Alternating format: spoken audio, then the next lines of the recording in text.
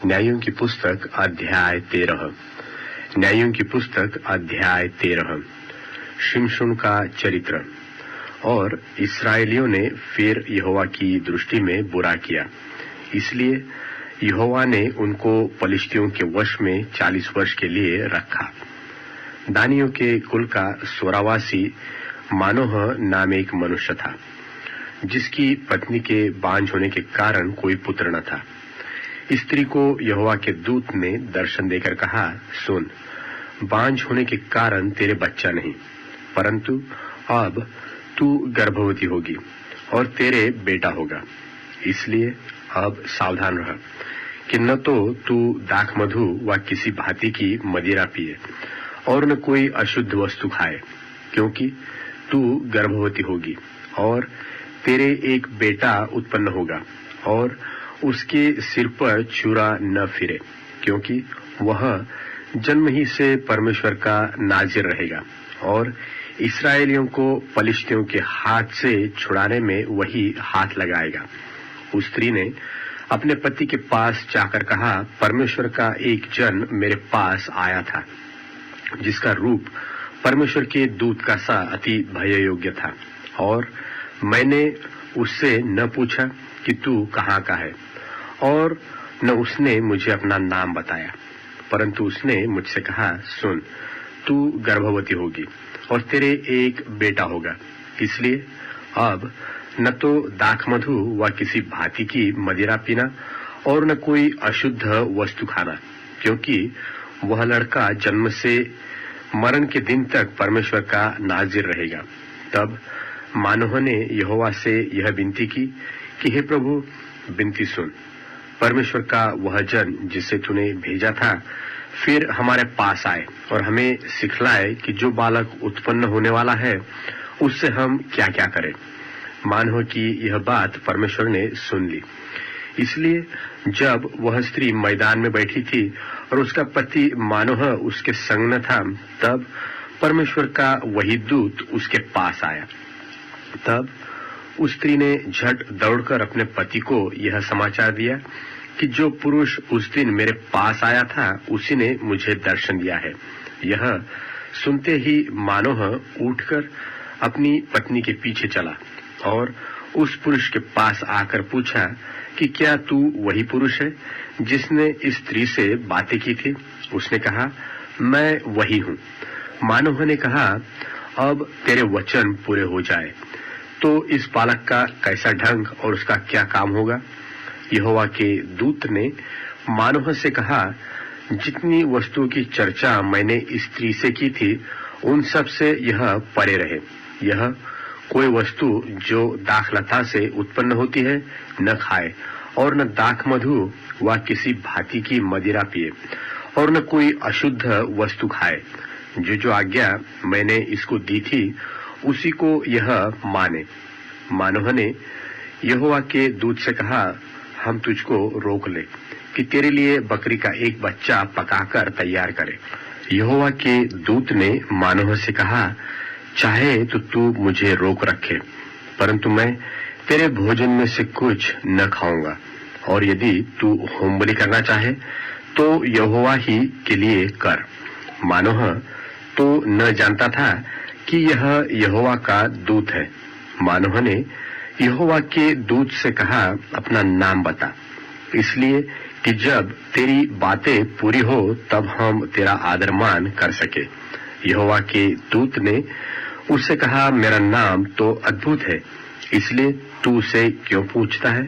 तब मानोह ने अन्नबलि समेत बकरी का एक बच्चा लेकर चट्टान पर यहोवा के लिए चढ़ाया। तब उस दूत ने मानोह और उसकी पत्नी के देखते देखते एक अद्भुत काम किया, अर्थात जब लौ उस वेदी पर से आकाश की ओर उठ रही थी, तब यहोवा का दूत उस वेदी की लौ में होकर मानोह और उसकी पत्नी के देखते देखते चढ़ गया। तब वे भूमि पर मुंह के बल गिरे, परंतु यहोवा के दूत ने मानोह और उसकी पत्नी को फिर कभी दर्शन न दिया। तब मानोह ने जान लिया कि वह यहोवा का दूत था। तब मानोह ने अपनी पत्नी से कहा, हम निश्चय मर जाएंगे, क्योंकि हमने परमेश्वर का दर्शन पाया है। उसकी पत्नी ने उससे कहा, यदि यहोवा हमें मार डालना चाहता तो हमारे हाथ से होम बलि और अन्न बलि ग्रहण न करता, और न वह ऐसी सब बातें हमको दिखाता, और न वह इस समय हमें ऐसी बातें सुनाता। और उस स्त्री के एक बेटा उत्पन्न हुआ, उसका नाम शिमशोन रखा, और वह बालक बढ़ता गया, और यहोवा उसको आशीष देता रहा। और यहोवा का आत्मा सोरा और एश्ताओल के बीच महनेदान में उसको उभारने लगा। न्यायों की पुस्तक अध्याय 14। न्यायों की पुस्तक अध्याय 14। शिमशोन तिम्ना को गया और तिम्ना में एक पलिश्ती स्त्री को देखा। तब उसने जाकर अपने माता पिता से कहा, तिम्ना में मैंने एक पलिश्ती स्त्री को देखा है, सो अब तुम उससे मेरा ब्याह करा दो। उसके माता पिता ने उससे कहा, क्या तेरे भाइयों की बेटियों में व हमारे सब लोगों में कोई स्त्री नहीं है कि तू खतनाहीन पलिश्तियों में से स्त्री ब्याहने चाहता है? शिमशोन ने अपने पिता से कहा, उसी से मेरा ब्याह करा दे, क्योंकि मुझे वही अच्छी लगती है।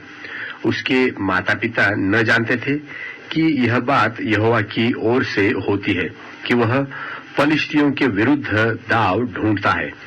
उस समय तो पलिश्ती इस्राएल पर प्रभुता करते थे। तब शिमशोन अपने माता पिता को संग ले तिम्ना को चलकर तिम्ना की दाख की बारी के पास पहुंचा। वहां उसके सामने एक जवान सिंह गरजने लगा। तब यहोवा का आत्मा उस पर बल से उतरा, और यद्यपि उसके हाथ में कुछ न था, तो भी उसने उसको ऐसा फाड़ डाला जैसा कोई बकरी का बच्चा फाड़े। अपना यह काम उसने अपने पिता व माता को न बतलाया। तब उसने जाकर उस स्त्री से बातचीत की, और वह शिमशोन को अच्छी लगी। कुछ दिनों के बीतने पर वह उसे लाने को लौट चला, और उस सिंह की लोथ देखने के लिए मार्ग में मुड़ गया। तो क्या देखा कि सिंह की लोथ में मधुमक्खियों का एक झुंड और मधु भी है। तब उसमें से कुछ हाथ में लेकर खाते खाते अपने माता के और पिता के पास वो गया, और उनको यह बिना बताए कि मैंने इसको सिंह की लोथ में से निकाला है, कुछ दिया, और उन्होंने भी उसे खाया। तब उसका पिता उस स्त्री के यहाँ गया, और शिमशोन ने जवानों की रीति के अनुसार वहां जेवनार की। उसको देखकर वे उसके संग रहने के लिए 30 संगियों को ले आए। शिमशोन ने उनसे कहा, मैं तुम में से एक पहेली कहता हूँ।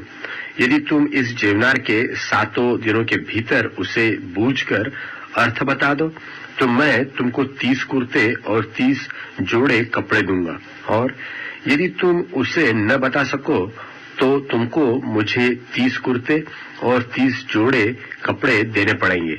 और उन्होंने उससे कहा, अपनी पहेली कहा कि हम उसे सुने। उसने उनसे कहा, खाने वाले में से खाना और बलवंत में से मीठी वस्तु निकली। इस पहेली का अर्थ वे 3 दिन के भीतर न बता सके।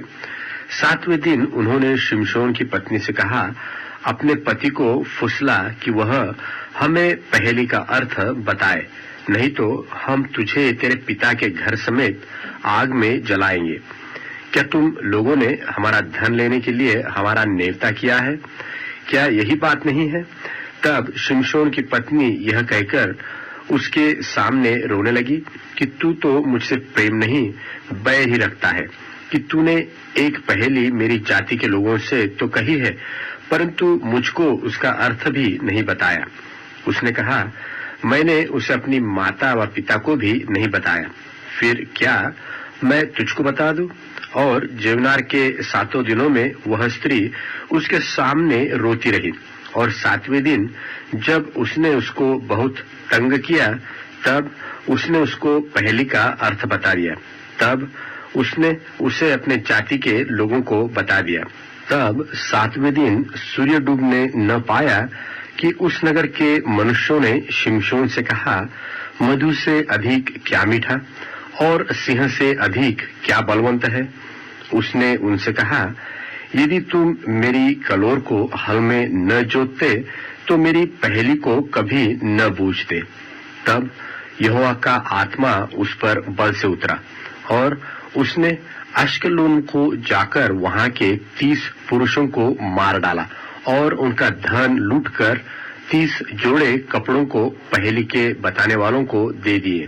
तब उसका क्रोध भड़का और वह अपने पिता के घर गया और शिमशोन की पत्नी उसके एक संगी को, जिससे उसने मित्र का सा बर्ताव किया था, ब्याह दी गई।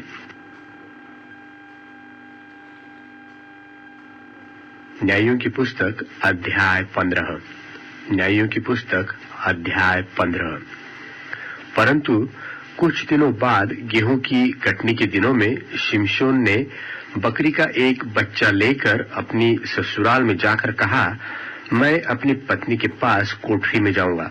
परंतु उसके ससुर ने उसे भीतर जाने से रोका और उसके ससुर ने कहा, मैं सचमुच यह जानता था कि तू उससे बैर ही रखता है, इसलिए मैंने उसे तेरे संगी को ब्याह दिया। क्या उसकी छोटी बहन उससे सुंदर नहीं है? उसके बदले उसी को ब्याह ले। शिमशोन ने उन लोगों से कहा, अब चाहे मैं पलिश्तियों की हानि भी करूं तो भी उनके विषय में निर्दोषी ठहरूंगा। तब शिमशोन ने जाकर 300 लोमड़ियां पकड़ी और मशाल लेकर 2-2 लोमड़ियों की पूंछ एक साथ बांधी और उनके बीच एक-एक मशाल बांधा। तब मशालों में आग लगाकर उसने लोमड़ियों को पलिश्तियों के खड़े खेतों में छोड़ दिया और पुलियों के ढेर, बरन खेत, खड़े खेत और जलपाई की बारियां भी जल गई। तब पलिश्ती पूछने लगे, यह किसने किया है? लोगों ने कहा, उस तिम्नी के दामाद शिमशोन ने यह इसलिए किया कि उसके ससुर ने उसकी पत्नी उसके संगी को ब्याह दी। तब पलिश्तियों ने जाकर उस पत्नी और उसके पिता दोनों को आग में जला दिया। शिमशोन ने उनसे कहा, तुम जो ऐसा काम करते हो, इसलिए मैं तुमसे पलटा लेकर ही चुप रहूंगा। तब उसने उनको अति निठुरता के साथ बड़ी मार से मार डाला। तब जाकर एताम नाम चट्टान की एक दरार में रहने लगा। तब पलिश्तियों ने चढ़ाई करके यहूदा देश में डेरे खड़े किए और लही में फैल गए। तब यहूदी मनुष्यों ने उनसे पूछा, तुम हम पर क्यों चढ़ाई करते हो? उन्होंने उत्तर दिया, शिमशोन को बांधने के लिए चढ़ाई करते हैं कि जैसे उसने हमसे किया वैसा ही हम भी उससे करें। तब 3000 यहूदी पुरुष एताम नाम चट्टान की दरार में जाकर शिमशोन से कहने लगे, क्या तू नहीं जानता कि पलिश्ती हम पर प्रभुता करते हैं? फिर तूने हमसे ऐसा क्यों किया है? उसने उनसे कहा, जैसा उन्होंने मुझसे किया था वैसा ही मैंने भी उनसे किया है। उन्होंने उससे कहा, हम तुझे बांधकर पलिश्तियों के हाथ में कर देने के लिए आए हैं।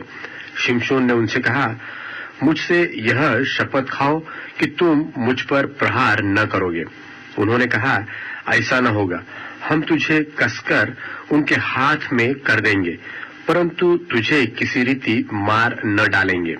तब वे उसको 2 नई रस्सियों से बांधकर उस चट्टान में से ले गए। वह लही तक आ गया था कि पलिश्ती उसको देखकर ललकारने लगे।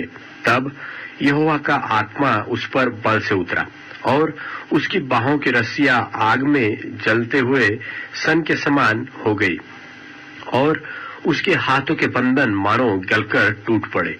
तब उसको गधे के जबड़े की एक नई हड्डी मिली और उसने हाथ बढ़ाकर उसे लेकर 1000 पुरुषों को मार डाला। तब शिमशोन ने कहा, गधे के जबड़े की हड्डी से ढेर के ढेर लग गए। गधे के जबड़े की हड्डी ही से मैंने 1000 पुरुषों को मार डाला। जब वह ऐसा कह चुका तब उसने जबड़े की हड्डी फेंक दी और उस स्थान का नाम रामत लही रखा गया। तब उसको बड़ी प्यास लगी और उसने यहोवा को पुकार के कहा, तूने अपने दास से यह बड़ा छुटकारा करवाया है, फिर क्या मैं अब प्यासों मर के उन खतनाहीन लोगों के हाथ में पड़ूं? तब यहोवा ने लही में ओखली सा गड्ढा कर दिया और उसमें से पानी निकलने लगा, और जब शिमशोन ने पिया तब उसके जी में जी आया और वह फिर ताजा दम हो गया। इस कारण उस सोते का नाम एन हक्कोरे रखा गया। वह आज के दिन तक लही में है। शिमशोन तो पलिश्तियों के दिनों में 20 वर्ष तक इस्राएल का न्याय करता रहा।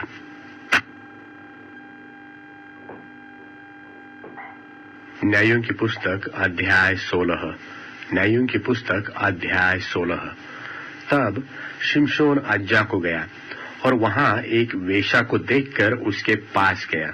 जब अज्जियों को इसका समाचार मिला कि शिमशोन यहाँ आया है, तब उन्होंने उसको घेर लिया और रात भर नगर के फाटक पर उसकी घात में लगे रहे और यह कहकर रात भर चुपचाप रहे कि बिहान को भोर होते ही हम उसको घात करेंगे। परंतु शिमशोन आधी रात तक पड़ा रहकर आधी रात को उठकर उसने नगर के फाटक के दोनों पल्लों और दोनों बाजुओं को पकड़कर बेंडों समेत उखाड़ लिया और अपने कंधों पर रखकर उन्हें उस पहाड़ की चोटी पर ले गया जो हेब्रोन के सामने है। इसके बाद वह सोरेक नाम नाले में रहने वाली दलीला नाम एक स्त्री से प्रीति करने लगा। तब पलिश्तियों के सरदारों ने उस स्त्री के पास जाके कहा, तू उसको फुसलाकर बूझ ले कि उसके महाबल का भेद क्या है और कौन उपाय करके हम उस पर ऐसे प्रबल हो कि उसे बांधकर दबा रहे। तब हम तुझे 1100 टुकड़े चांदी देंगे। तब दलीला ने शिमशोन से कहा, मुझे बता कि तेरे बड़े बल का भेद क्या है और किस रीति से कोई तुझे बांधकर दबा रख सके। शिमशोन ने उससे कहा, यदि मैं 7 ऐसी नई नई तातों से बांधा जाऊं जो सुखाई न गई हो तो मेरा बल घट जाएगा और मैं साधारण मनुष्य सा हो जाऊंगा। तब पलिश्तियों के सरदार दलीला के पास ऐसी नई नई 7 ताते ले गए जो सुखाई न गई थी और उनसे उसने शिमशोन को बांधा। उसके पास तो कुछ मनुष्य कोठरी में घात लगाए बैठे थे। तब उसने उससे कहा, हे शिमशोन, पलिश्ती तेरी घात में है। तब उसने तातों को ऐसा तोड़ा जैसा सन का सूत आग से छूते ही टूट जाता है और उसके बल का भेद न खुला। तब दलीला ने शिमशोन से कहा, सुन, तूने तो मुझसे छल किया और झूठ कहा है। अब मुझे बता दे कि तू किस वस्तु से बंध सकता है। उसने उससे कहा, यदि मैं ऐसी नई नई रस्सियों से जो किसी काम में न आई हो कसकर बांधा जाओ तो मेरा बल घट जाएगा और मैं साधारण मनुष्य के समान हो जाऊंगा। तब दलीला ने नई नई रस्सियां लेकर और उसको बांधकर कहा, हे शिमशोन, पलिश्ती तेरी घात में है। कितने मनुष्य तो उस कोठरी में घात लगाए हुए थे। तब उसने उनको सूत की नाई अपनी भुजाओं पर से तोड़ डाला। तब दलीला ने शिमशोन से कहा, अब तक तू मुझसे छल करता रहा और झूठ बोलता आया है। अब मुझे बता दे कि तू काहे से बांध सकता है। उसने कहा, यदि तू मेरे सिर की 7 लटे ताने में बुने तो बंध सकता हूँ। सो उसने उसे खुंटी से जकड़ा। तब उसने उससे कहा, हे शिमशोन, पलिश्ती तेरी घात में है। तब वह नींद से चौंक उठा और खुंटी को धरण में से उखाड़कर उसे ताने समेत ले गया। तब दलीला ने उससे कहा, मेरा मन तो तुझसे नहीं लगा, फिर तू क्यों कहता है कि मैं तुझसे प्रीति करता हूँ। तूने ये तीनों बार मुझसे छल किया और मुझे नहीं बताया कि तेरे बड़े बल का भेद क्या है। सो जब उसने हर दिन बातें करते करते उसको तंग किया और यहाँ तक हठ किया कि उसके नाकों में दम आ गया, तब उसने अपने मन का सारा भेद खोलकर उससे कहा, मेरे सिर पर छुरा कभी नहीं फिरा, क्योंकि मैं माँ के पेट ही से परमेश्वर का नाज़ीर हूँ। यदि मैं मुंडा जाऊं तो मेरा बल इतना घट जाएगा कि मैं साधारण मनुष्य सा हो जाऊंगा। यह देखकर कि उसने अपने मन का सारा भेद मुझसे कह दिया है, दलीला ने पलिश्तियों के सरदारों के पास कहला भेजा कि अब की बार फिर आओ, क्योंकि उसने अपने मन का सब भेद मुझे बता दिया है। तब पलिश्तियों के सरदार हाथ में रुपया लिए हुए उसके पास गए। तब उसने उसको अपने घुटनों पर सुला रखा और एक मनुष्य बुलवाकर उसके सिर की सातों लटे मुंडवा डाली और वह उसको दबाने लगी और वह निर्बल हो गया। तब उसने कहा, हे शिमशोन, पलिश्ती तेरी घात में है। तब वह चौंककर सोचने लगा कि मैं पहले की नाई बाहर जाकर झटकूंगा। वह तो न जानता था कि यहोवा उसके पास से चला गया है। तब पलिश्तियों ने उसको पकड़कर उसकी आंखें फूट डाली और उसे अज्जा को ले जाके पीतल की बेड़ियों से जकड़ दिया और वह बंदी गृह में चक्की पीसने लगा। उसके सिर के बाल मुंड जाने के बाद फिर बढ़ने लगे। तब पलिश्तियों के सरदार अपने दागोन नाम देवता के लिए बड़ा यज्ञ और आनंद करने को यह कहकर इकट्ठे हुए कि हमारे देवता ने हमारे शत्रु शिमशोन को हमारे हाथ में कर दिया है। और जब लोगों ने उसे देखा तब यह देखकर अपने देवता की स्तुति की कि हमारे देवता ने हमारे शत्रु और हमारे देश के नाश करने वाले को, जिसने हम में से बहुतों को मार भी डाला, हमारे हाथ में कर दिया है। जब उनका मन मगन हो गया तब उन्होंने कहा, शिमशोन को बुलवा लो कि वह हमारे लिए तमाशा करे। इसलिए शिमशोन बंदी गृह में से बुलवाया गया और उनके लिए तमाशा करने लगा और खंभों के बीच खड़ा कर दिया गया। तब शिमशोन ने उस लड़के से जो उसका हाथ पकड़े था कहा, मुझे उन खंभों को जिनसे घर संभला हुआ है छूने दे कि मैं उस पर टेक लगाऊं। वह घर तो स्त्री पुरुषों से भरा हुआ था और पलिश्तियों के सब सरदार भी वहां थे और छत पर कोई 3000 स्त्री पुरुष थे जो शिमशोन को तमाशा करते हुए देख रहे थे। तब शिमशोन ने यह कहकर यहोवा की दुहाई दी कि हे प्रभु यहोवा, मेरी सुधि ले। हे परमेश्वर, अब की बार मुझे बल दे कि मैं पलिश्तियों से अपनी दोनों आंखों का एक ही पलटा लूं। तब शिमशोन ने उन दोनों बीच वाले खंभे को जिनसे घर संभला हुआ था पकड़कर एक पर तो दाहिने हाथ से और दूसरे पर बाएं हाथ से बल लगा दिया। और शिमशोन ने कहा, पलिश्तियों के संग मेरा प्राण भी जाए। और वह अपना सारा बल लगाकर झुका। तब वह घर सब सरदारों और उनमें के सारे लोगों पर गिर पड़ा। सो जिनको उसने मरते समय मार डाला वे उनसे भी अधिक थे जिन्हें उसने अपने जीवन में मार डाला था। तब उसके भाई और उसके पिता के सारे घराने के लोग आए और उसे उठाकर ले गए और सोरा और एश्ताओल के मध्य उसके पिता मानोह की कब्र में मिट्टी दी।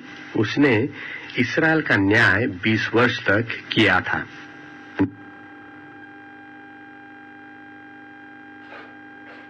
न्यायों की पुस्तक अध्याय 17। न्यायों की पुस्तक अध्याय 17। एफ्रेम के पहाड़ी देश में मीका नाम एक पुरुष था। उसने अपनी माता से कहा, जो 1100 टुकड़े चांदी तुझसे ले लिए गए थे, जिनके विषय में तूने मेरे सुनते ही शाप दिया था, वे मेरे पास है। मैंने ही उनको ले लिया था। उसकी माता ने कहा, मेरे बेटे पर यहोवा की ओर से आशीष होए। जब उसने वे 1100 टुकड़े चांदी अपनी माता को फेर दिए, तब माता ने कहा, मैं अपनी ओर से अपने बेटे के लिए यह रुपया यहोवा को निश्चय अर्पण करती हूँ, ताकि उससे एक मूरत खोदकर और दूसरी ढालकर बनाई जाए। सो अब मैं उसे तुझको फेर देती हूँ। जब उसने वह रुपया अपनी माता को फेर दिया, तब माता ने 200 टुकड़े ढलवइयों को दिए और उसने उनमें से एक मूर्ति खोदकर और दूसरी ढलवाकर बनाई और वे मीका के घर में रही। मीका के पास एक देवस्थान था। तब उसने एक एपोद और कई एक गृह देवता बनवाए और अपने एक बेटे का संस्कार करके उसे अपना पुरोहित ठहरा दिया। उन दिनों में इस्राएलियों का कोई राजा न था, जिसको जो ठीक सूझ पड़ता था वही वह करता था। यहूदा के कुल का एक जवान लेवीय यहूदा के बैतलहम में परदेशी होकर रहता था। वह यहूदा के बैतलहम नगर से इसलिए निकला कि जहाँ कहीं स्थान मिले वहाँ जा रहे। चलते चलते वह एप्रेम के पहाड़ी देश में मीका के घर पर आ निकला। मीका ने उससे पूछा, तू कहाँ से आता है? उसने कहा, मैं तो यहूदा के बैतलहम से आया हुआ एक लेवीय हूँ और इसलिए चला जाता हूँ कि जहाँ कहीं ठिकाना मुझे मिले वही रहूँ। मीका ने उससे कहा, मेरे संग रहकर मेरे लिए पिता और पुरोहित बन, और मैं तुझे प्रतिवर्ष 10 टुकड़े रुपए और एक जोड़ा कपड़ा और भोजन वस्तु दिया करूंगा। तब वह लेवीय भीतर गया और वह लेवीय उस पुरुष के संग रहने को प्रसन्न हुआ और वह जवान उसके साथ बेटा सा बना रहा। तब मीका ने उस लेवीय का संस्कार किया और वह जवान उसका पुरोहित होकर मीका के घर में रहने लगा। और मीका सोचता था कि अब मैं जानता हूँ कि यहोवा मेरा भला करेगा, क्योंकि मैंने एक लेवियों को अपना पुरोहित कर रखा है। न्यायों की पुस्तक अध्याय 18। न्यायों की पुस्तक अध्याय 18। दानियों का लैश को जीतकर उसमें बस जाने की कथा। उन दिनों में इस्राएलियों का कोई राजा न था और उन्हीं दिनों में दानियों के गोत्र के लोग रहने के लिए कोई भाग ढूंढ रहे थे, क्योंकि इस्राएली गोत्र के बीच उनका भाग उस समय तक न मिला था। तब दानियों ने अपने सब कुल में से 5 शूरवीरों को सोरा और एश्ताओल से देश का भेद लेने और उसमें देखभाल करने के लिए यह कहकर भेज दिया कि जाकर देश में देखभाल करो। इसलिए वे एप्रेम के पहाड़ी देश में मीका के घर तक जाकर वहां टिक गए। जब वे मीका के घर के पास आए, तब उस जवान लेविया का बोल पहचाना, इसलिए वहां मुड़कर उससे पूछा, तुझे यहाँ कौन ले आया है और तू यहाँ क्या करता है और यहाँ तेरे पास क्या है? उसने उनसे कहा, मीका ने मुझसे ऐसा ऐसा व्यवहार किया है और मुझे नौकर रखा है और मैं उसका पुरोहित हो गया हूँ। उन्होंने उससे कहा, परमेश्वर से सलाह ले कि हम जान ले कि जो यात्रा हम करते हैं वह सफल होगी व नहीं। पुरोहित ने उनसे कहा, कुशल से जाओ, जो यात्रा तुम करते हो वह ठीक यहोवा के सामने है। तब वे 5 मनुष्य चल निकले और लैश को जाकर वहां के लोगों को देखा कि सीदोनियों की नाएं निडर बेखटके और शांति से रहते हैं और इस देश का कोई अधिकारी नहीं है जो उन्हें किसी काम में रोके, और ये सीदोनियों से दूर रहते हैं और दूसरे मनुष्यों से कुछ व्यवहार नहीं रखते। तब वे सोरा और एश्ताओल को अपने भाइयों के पास गए और उनके भाइयों ने उनसे पूछा, तुम क्या समाचार ले आए हो?